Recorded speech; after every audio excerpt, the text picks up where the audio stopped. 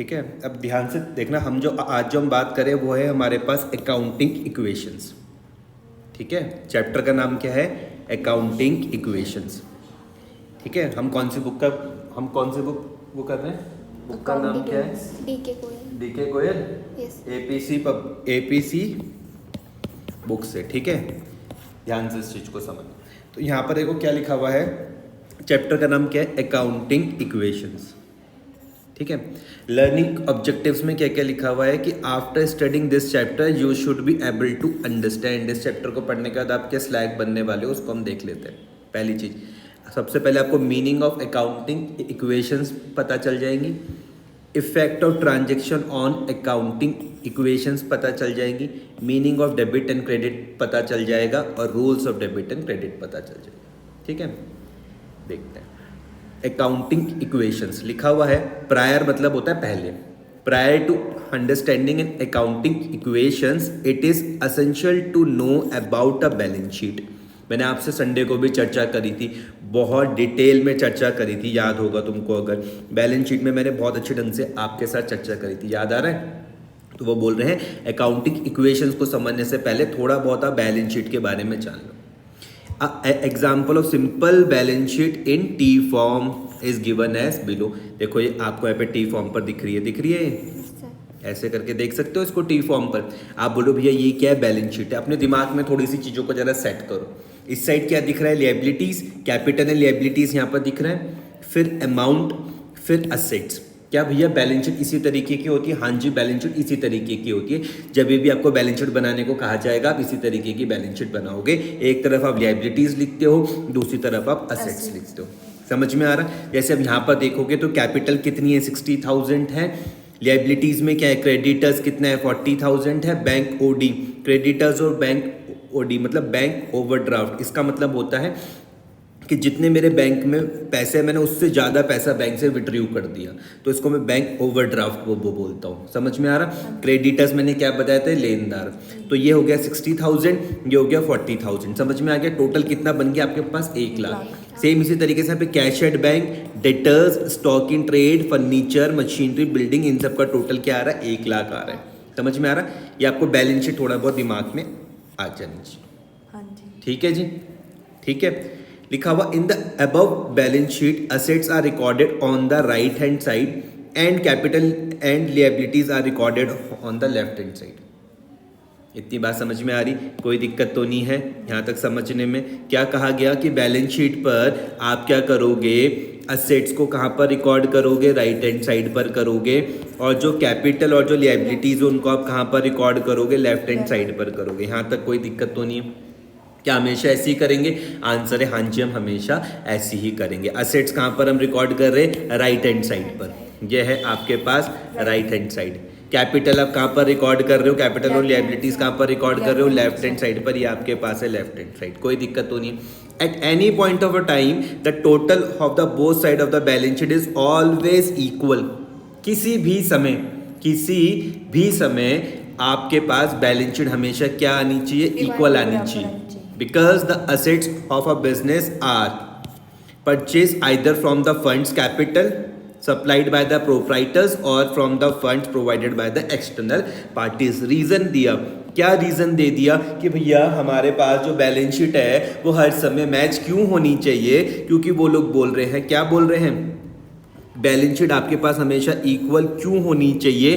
तो लिख रहे हैं कि जो हम असेट्स, जो हम संपत्तियां हैं हमारी बिजनेस की, assets of the business are purchase, जो हम उसको हम खरीदते हैं, या तो हम अपने फंड से खरीदेंगे जो फंड प्रोप्राइटर्स के द्वारा लगाया गया, अगर आपको याद होगा जो मैंने लास्ट टाइम जो बात करी थी, या फिर किसके द्वारा? Funds provided by the external parties के द्वारा। मेरी बात समझ में आ रही है? क्या क्या चीज़ें समझ में आई कि भैया हमारे यहाँ पर जब हम बैलेंस शीट की बात कर रहे हैं, असेट्स हमको कहाँ पर दिखते हैं? राइट हैंड साइड पर दिखते हैं। कैपिटल और लिएबिलिटीज हमको कहाँ पर दिखती है? लेफ्ट हैंड साइड पर दिखती है। किसी भी पॉइंट ऑफ टाइम में इस चीज़ को समझना, दोनों आपकी मैच होनी चाहिए। राइट हैंड साइड और लेफ्ट हैंड साइड आपकी दोनों मैच होनी चाहिए। ऐसा क्यों हो रहा है कि बैलेंस शीट हमेशा हमारी मैच होगी? तो वो कह रहे हैं कि हमारे बिजनेस के जितने भी असेट हैं, हमारे बिजनेस की जितनी भी संपत्ति हैं जो हम परचेज करते हैं, या तो हम जो हमारे पास ओनर ने जो फंड लगाया, याद आ रहा है? ओनर ने जो फंड लगाया या तो आप उससे खरीदेंगे या फिर आप जो फंड हम जो बाहर से लेते हैं एक्सटर्नल पार्टी से लेते हैं, जैसे मैंने याद होगा कि हमने फर्नीचर परचेज करा था, हमने बैंक से लोन लिया था, तो यहीं से हम करते हैं। समझ में आ गया? यहाँ तो कोई दिक्कत तो नहीं है। The above balance sheet discloses that there are total assets worth rupees 1 lakh, out of which assets of 60,000 have been purchased from the capital provided by the proprietor and the remaining 40,000 worth of assets have been purchased by the funds provided by the external parties। भैया मुझको समझाओ ये balance sheet हमको क्या बता रही है? Balance sheet हमको बता रही है कि हमारे पास कितनी संपत्ति है, असेट्स कितने रुपए के हैं, 1 लाख रुपए के हैं। भैया 1 लाख रुपए के असेट्स खरीदने के लिए पैसे कहाँ से आए?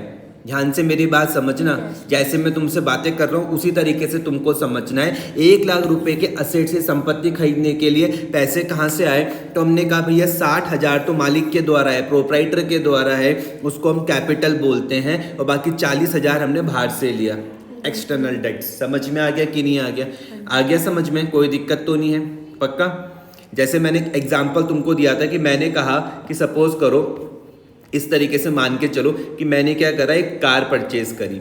मैंने क्या करा, कार परचेज करी। तुमने कहा भैया कार कितने की ली? मैंने कहा मैंने कार ली 8 लाख रुपए की। कितने की ली? 8 लाख। तो मैंने क्या करा, मेरे पास 2 लाख रुपए थे, तो 2 लाख रुपए तो मैंने खुद अपनी जेब से दे दिए, और जो बाकी के जो 6 लाख रुपए ये क्या कर दिया, मैंने बैंक से लोन करवा दिया। समझ में आ रहा? अब तुम मेरे घर पर आते हो, तुम देखते हो कि मेरे पास एक कार है, तुमने मुझसे पूछा कि भैया तुमने कार कितने की ली? मैंने कहा यार मैंने कार 8 लाख रुपए की ली। तुमने मुझसे पूछा कि 8 लाख रुपए तुमने अपनी जेब से दिए? मैंने कहा नहीं भैया नहीं, अपनी जेब से तो सिर्फ मैंने 2 लाख रुपए दिए, बाकी के जो 6 लाख रुपए वो मेरे पास बैंक लोन है। समझ में आ गया? तुम मुझसे क्या बातें कर रहे हो? मैं तुमको क्या कह रहा हूँ कि अपनी जेब से तो सिर्फ जो मैंने जो कैश पेड करा, वो तो सिर्फ मैंने 2 लाख करा, और जो बाकी है ये क्या है, मेरे पास बैंक का लोन है। अब समझ में आ रहा कि नहीं आ रहा? इसी तरीके की जो चर्चा है हमें बैलेंस शीट पर दिखती है। थोड़ी बहुत बात समझ में मेरे हिसाब से आ रही होगी तुमको। समझ में आ गया? The above balance sheet discloses that there are total assets worth rupees 1 lakh, out of which assets 60,000 have been purchased from the capital provided by the proprietors and the remaining 40,000 worth of assets have been purchased by the funds provided by the external parties. क्या भैया हमेशा ऐसी होता है? मैं बोलूंगा हाँ भाई हाँ, हमेशा ऐसी ही होने वाला है। समझ में आ गई बात? इसका मतलब अकाउंटिंग इक्वेशन को बड़े ध्यान से समझना। कल तुम्हारा पेपर है तो ध्यान से मेरी बात को याद रखना। अकाउंटिंग इक्वेशन तुमसे पूछ लिया जाएगा तो तुम बोलोगे assets is equal to liabilities plus capital. हमेशा क्या यही बनेगी? बिल्कुल भैया हमेशा यही बनने वाली है। Assets is equal to liabilities plus capital. क्या हमेशा यही बनेगी? बिल्कुल हमेशा यही बनने वाली है। Assets is equal to liabilities plus capital. समझ में आ रहा? ये भैया इक्वेशन हमको क्या बता रही है? सबसे पहले यहाँ पर ध्यान दो, इक्वल टू पर ध्यान दो। इक्वल टू का साइन क्या बोल रहा है कि भैया जो आपके लेफ्ट हैंड साइड है और जो राइट हैंड साइड है दोनों बराबर हैं। इसका मतलब मेरे पास 1 लाख रुपए की संपत्ति है। भैया मुझको इसको पढ़ना सिखाओ। मैंने कहा 1 लाख रुपए की जो संपत्ति, 1 लाख रुपए की संपत्ति में से 60,000 रुपए की संपत्ति तो जो मालिक ने जो पैसा लगाया उसके नाम की जगह जो मैं कैपिटल वर्ड यूज करता हूँ वो, और जो बाकी जो 40,000 रुपीज की वो हमने बाहर वालों के उसमें पैसे है, एक्सटर्नल डेट्स हम उसको बोलते हैं। क्या बोलते हैं? एक्सटर्नल डेट्स, एक्सटर्नल पार्टीज के जो पैसे। समझ में आ गया?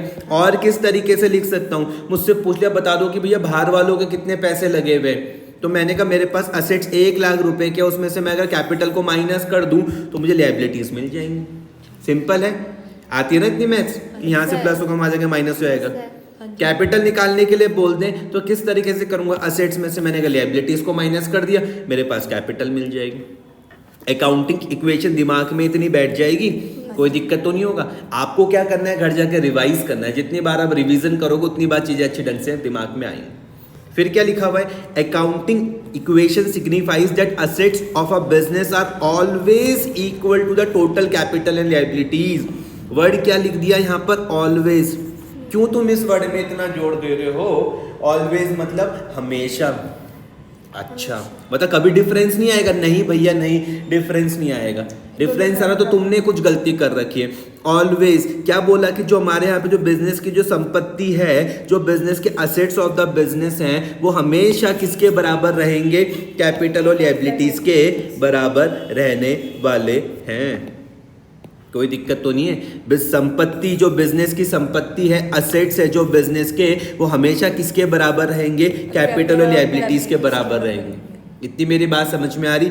अब business transaction will result in change in either of the assets, liabilities और capital of the firm, and even after the change the assets will be again equal to the total of the capital and liabilities. जब हम business में हम transactions करते हैं, भैया transactions मतलब क्या हुआ? लेन देन हम करते हैं, तो जितनी भी हम ट्रांजेक्शन्स कर ले उसमें असेट्स, लायबिलिटीज, कैपिटल पर चेंजेस हो सकते हैं, लेकिन उसके बावजूद भी, चेंजेस होने के बावजूद भी आपको हमेशा असेट्स किसके बराबर दिखेंगे? लायबिलिटीज प्लस कैपिटल के बराबर दिखेंगे। समझ में आई बात?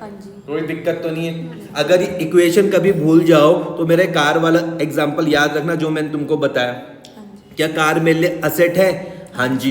8 लाख रुपए की असेट है, मैंने अपने जेब से कितने रुपए लगाए? 2 लाख रुपए मेरे पास कैपिटल हो गई, और जो मैंने बैंक से लोन लिया मेरे पास लायबिलिटी हो गई। तो इसको ध्यान में रखोगे, अकाउंटिंग इक्वेशन नहीं भूलोगे, और बाकी जितनी प्रैक्टिस करोगे फिर तो भूलते ही नहीं हो। समझ में आ गया? फिर क्या लिखा हुआ? If a business transaction result in the increase of assets there will be also corresponding increase in the amount of the either capital और liabilities by the same amount. अगर भैया संपत्ति किसी भी तरीके से बढ़ रही है, अगर संपत्ति किसी भी तरीके से बढ़ रही है तो सेम उसका इफेक्ट कैपिटल और लायबिलिटीज पर भी दिखने वाला है सेम अमाउंट के साथ। या तो कैपिटल बढ़ेगी या फिर लायबिलिटीज बढ़ेगी सेम अमाउंट से। असेट्स कम हो रहे हैं तो भैया कैपिटल और लायबिलिटीज भी कम होंगी। इतनी बात समझ में आ रही है? कोई दिक्कत तो नहीं है? इन्हीं इफेक्ट्स को अब हम किस तरीके से देखने वाले वो हम यहाँ पर देखते हैं। Effects of transactions on accounting equations. Madam क्या होता है ट्रांजेक्शंस? क्या बताया मैंने? ट्रांजेक्शन होती है जो हम किसी को देते हैं, लेन देन। ट्रांजेक्शंस हो गया लेन देन। मैं आपके साथ क्या चर्चा कर रहा हूँ? मैं जितने भी मैं लेन देन करूंगा अकाउंटिंग इक्वेशन पर, उसका किस तरीके से इफेक्ट आएगा मैं वो बात कर रहा हूँ। समझ में आ गया? जितने भी हम लेन देन करेंगे उसका अकाउंटिंग इक्वेशन में इफेक्ट देखते हैं। तो क्या लिखा हुआ है? सपोज बोला है जो गोपाल है, गोपाल ने न्यू बिजनेस स्टार्ट करा। Suppose Gopal start a new business and the following successive transaction take place. देखते हैं कौन कौन सी ट्रांजेक्शन है। तो ट्रांजेक्शन नंबर 1 में क्या लिखा हुआ है कि Gopal started business worth ₹75,000 as capital. ध्यान से इस चीज को समझना कि गोपाल ने क्या करा? बिजनेस स्टार्ट करा कितने रुपए से? 75,000 से एज कैपिटल। अगर तुमको मेरी बात पुरानी याद आ रही होगी तो मैंने किस तरीके से तुमको इसको समझाया था, याद आ रहा है? हाँ बिल्कुल, नेचुरल पर्सन थी वो। बहुत सही, बहुत सही। तुमको थोड़ी बहुत मेरी बात याद आ रही। तुमने बिल्कुल सही कहा कि भैया हमको याद आ रहा है कि तुमने हमको एक फर्म बताया था और एक तरह प्रोप्राइटर था। प्रोप्राइटर बिजनेस में पैसा लगा रहा था, हमें फर्म के पॉइंट ऑफ व्यू से सोचना था। याद आ रहा? तो यहाँ पर कौन है भैया? गोपाल है। गोपाल ने क्या करा? बिजनेस स्टार्ट करा। कितने रुपए लगाए? 75,000 रुपए लगाए। आपको अपने आप से पूछना है कि भैया मुझको इसका डबल इफेक्ट बताओ।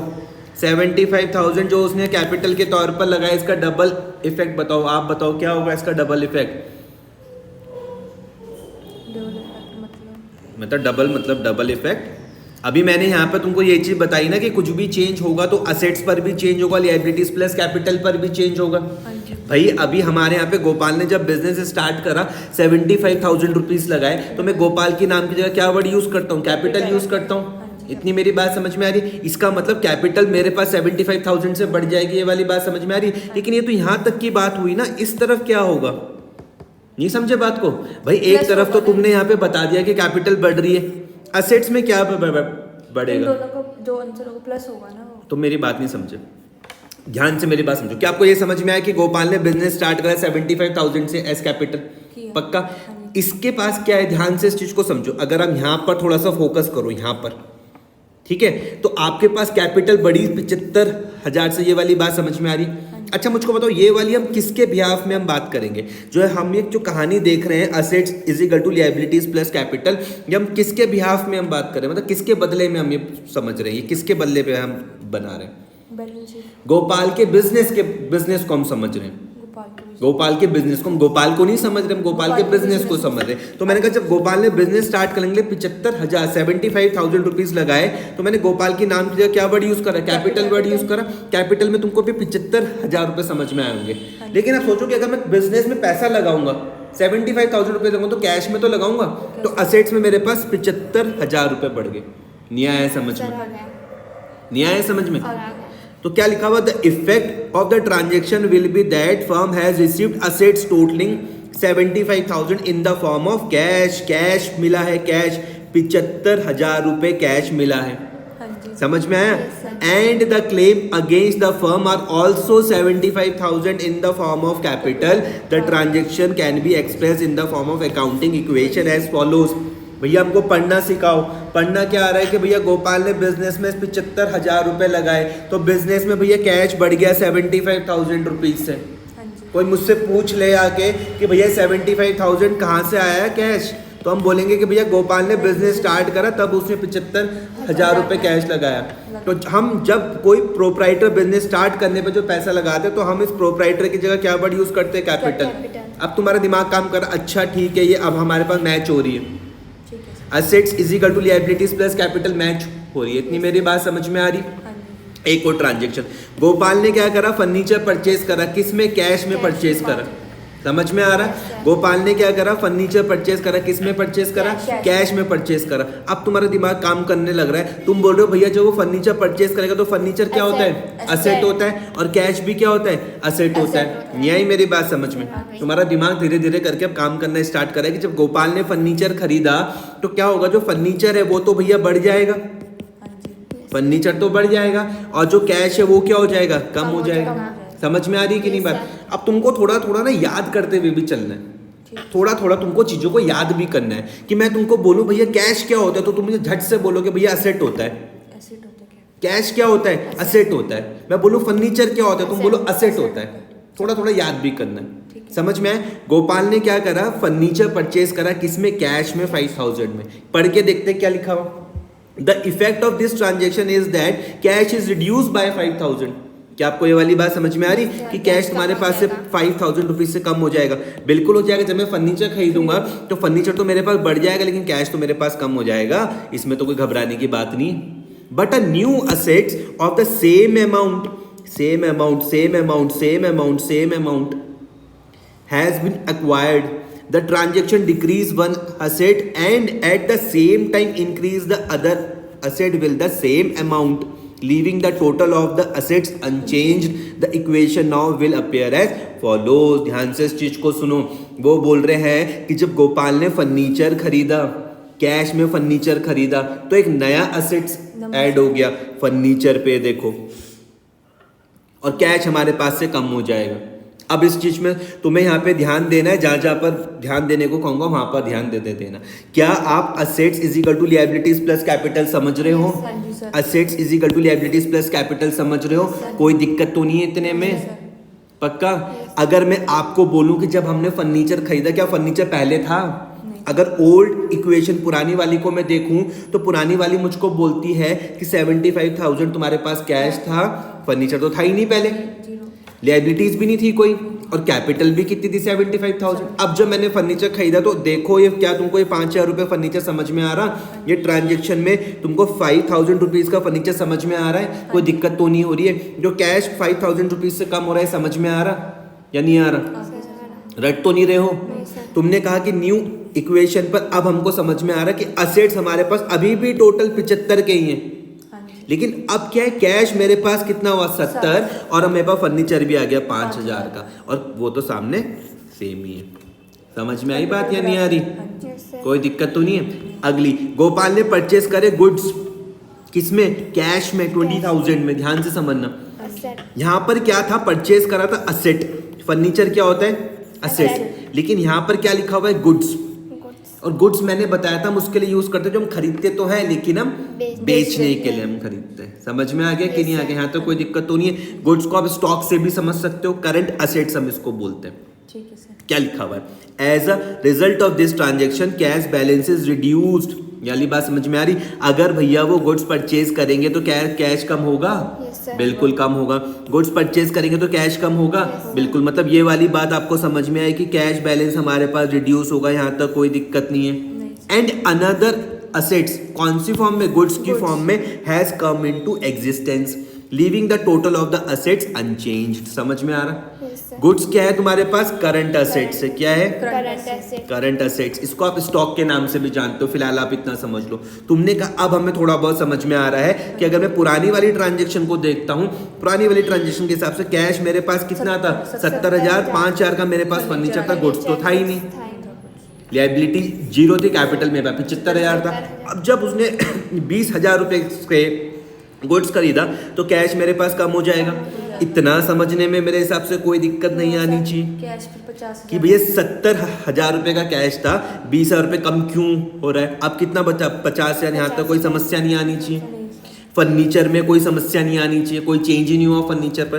गुड्स पहले आपका कुछ नहीं था, 20,000 रुपए का ऐड हो गया, टोटल गुड्स कितना हो गया? 20,000। समझ में आ रहा है? अभी भी तुम टोटल करके देखो, 50,000, 5,000 और 20,000 का टोटल करोगे तो क्या आ रहा? 75,000 आ रहा है। इस साइड में 75,000। समझ में आई बात है? Yes, कोई sir. दिक्कत परेशानी नहीं सर। No sir. आ रही है? हाँ यस जी। सर।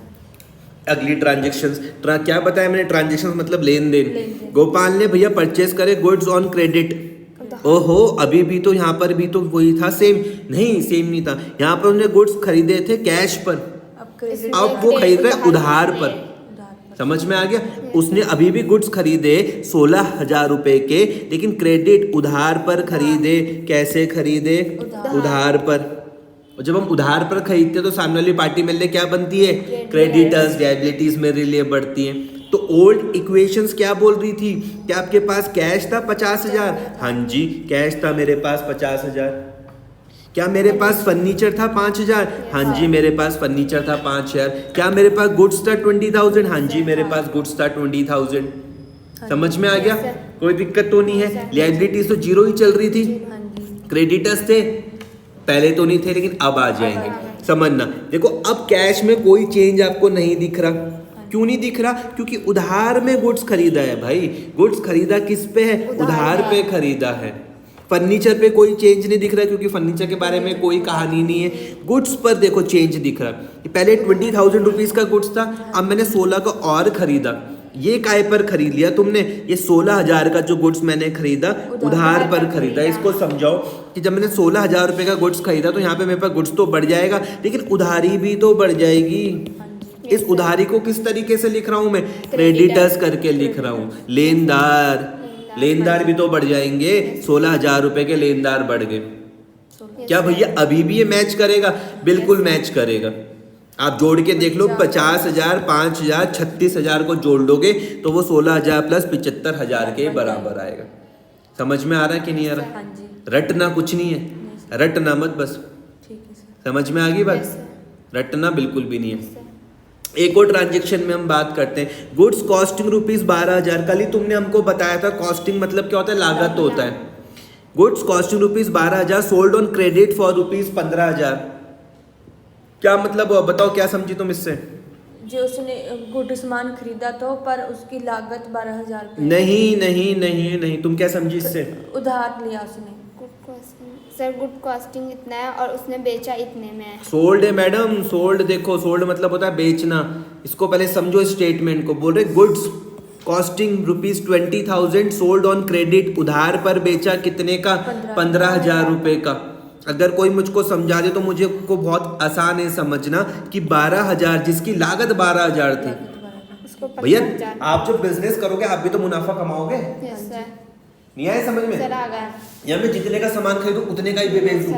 नहीं सर। तुमको क्या लगता है? सर दुकानदार भी तो मुनाफा कमाएगा। Yes, sir. अगर तुम दोनों कल के दिन बिजनेस करोगे तो आप भी तो मुनाफा कमाओगे। Yes, sir. तो यहाँ पे क्या लिखा हुआ है कि 12,000 रुपए के गुड्स जिनकी लागत कितनी थी? 12,000, वो हमने बेच दिए, सोल्ड कर दिए। कितने के? 15,000 के।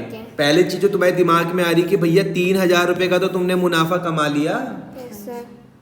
एक चीज तो दिमाग में आ रही होगी कि 12,000 का सामान जैसे तुमने 15 का बेचा, 3,000 का तो तुमने मुनाफा कमा लिया। सोल्ड मतलब बेचना हो गया। और किस में बेचा? उधार पर, क्रेडिट पर बेचा।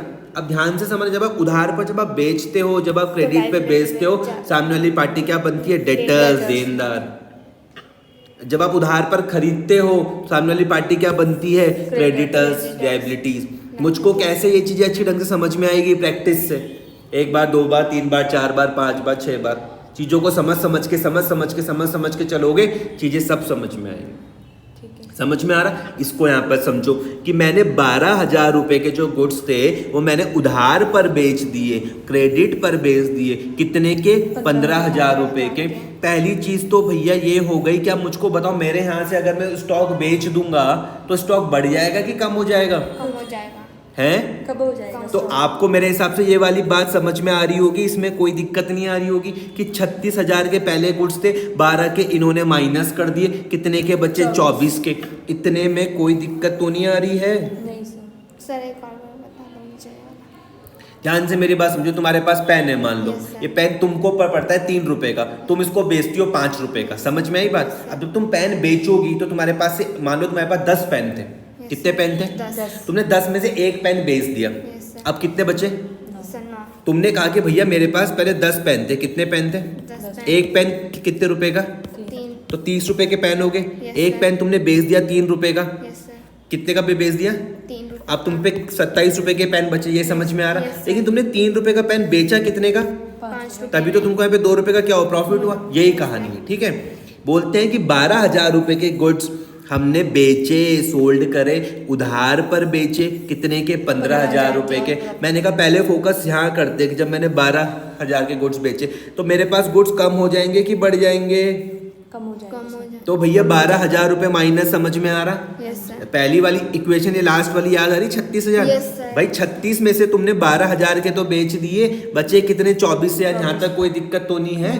36,000 में से 12 के बेच दिए, 24, यहाँ तक कोई दिक्कत तो नहीं है? No, sir. और तुमने बेचे किस में? उधार पर। उधार पर। उधार पर बेचे। जैसे तुमने उधार पर बेचे, तुम्हें पता है कि जब उधार पर बेचते हैं सामने वाली पार्टी क्या बन जाती है मेरे पास? डेटर्स। डेटर्स मतलब कौन? देनदार। देनदार। डेटर्स मतलब कौन? देनदार। उधार पर खरीदूंगा तो सामने वाली पार्टी क्या बन जाती है? लेनदार, क्रेडिटर। इतनी बात समझ में आ रही Yes, है? sir. कोई दिक्कत तो नहीं No, है? sir. तो तुमने क्या करा, स्टॉक तुम्हारे यहाँ से 12,000 का हुआ, लेकिन सामने वाली पार्टी ने तुम्हें कितने रुपए देने? क्या 12 देने? No, sir. नहीं भैया नहीं, 15 देने हैं। तो तुमने डेटर्स कितने के लिख दिए? 15। 15,000 के। इतनी मेरी बात समझ Yes, में आ sir. रही? स्टॉक कितने का कम हुआ? 12। लेकिन डेटर्स कितने के बन गए? 15। तुम्हारे चेहरे पर खुशी दिख रही है, तुम हो रहे हो खुश। मैंने कहा खुशी किस बात की है? तुमने कहा कि भैया हमने 3,000 रुपए का मुनाफा कमा लिया। तो मैंने कहा जब तुम ये जब प्रॉफिट तुम्हारे पास आ रहा है इसको कहाँ पर दिखाओगे? तुमने कहा हमने स्टार्टिंग पर, ये देखो ना, गोपाल ने जब बिजनेस स्टार्ट करा तो पैसे लगाए थे। तो अब हम बोले गोपाल अब तू टेंशन मत ले, अभी हमने मुनाफा कमाया, अभी हम कैपिटल को बढ़ा देते हैं। कैपिटल। अभी हम क्या कर देते हैं? कैपिटल को क्या कर देंगे? बढ़ा देंगे। समझ में आया?